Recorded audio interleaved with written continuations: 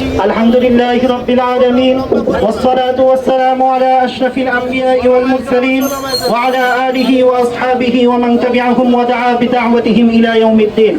أما بعد فأعوذ بالله من الشيطان الرجيم. بسم الله الرحمن الرحيم.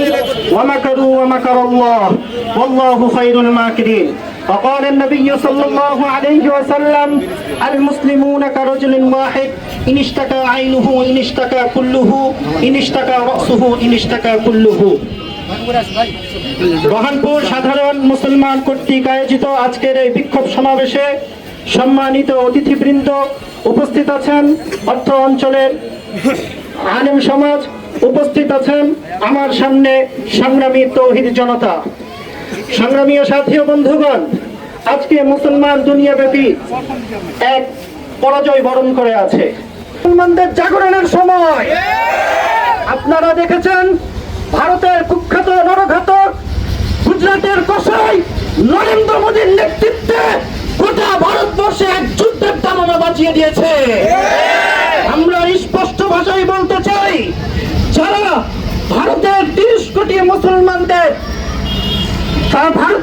কোটি মুসলমানদেরকে নিয়ে ছিনিমিনি খেলছো, ভারতের 30 কোটি মুসলমানদের ভাগ্য নিয়ে ছিনিমিনি খেলছো, যারা ভারতের 30 কোটি মুসলমানকে তাদের বাপ দাদার বাস্তুপিতা থেকে উৎখাত করতে চাও, আমরা তোমাদেরকে ইতিহাস স্মরণ করিয়ে দিতে চাই। আমরা তোমাদেরকে 700 বছর শাসন করেছিলাম, আর মুসলমানরা খিলাফত প্রতিষ্ঠা করবে। যদি আবার প্রয়োজন হয় মুসলমানরা আবারও দিল্লি শাসন করবে।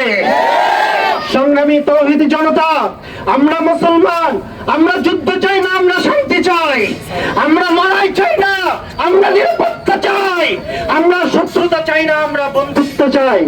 কিন্তু মনে রাখবেন, যদি আমাদের বন্ধুত্বের হাতে আপনারা গাদ্দারির রক্ত লাগিয়ে দেন, যদি সম্প্রীতির জায়গায় যদি সাম্প্রদায়িকতার আগুন লাগিয়ে দেন, খোদার কসম করে বলি সেই আগুনে দিল্লির মস্তক পর্যন্ত পুড়ে ছারখার হয়ে যাবে। সংগ্রামী তৌহিদি জনতা, কোন অঞ্চলে যখন মুসলমানরা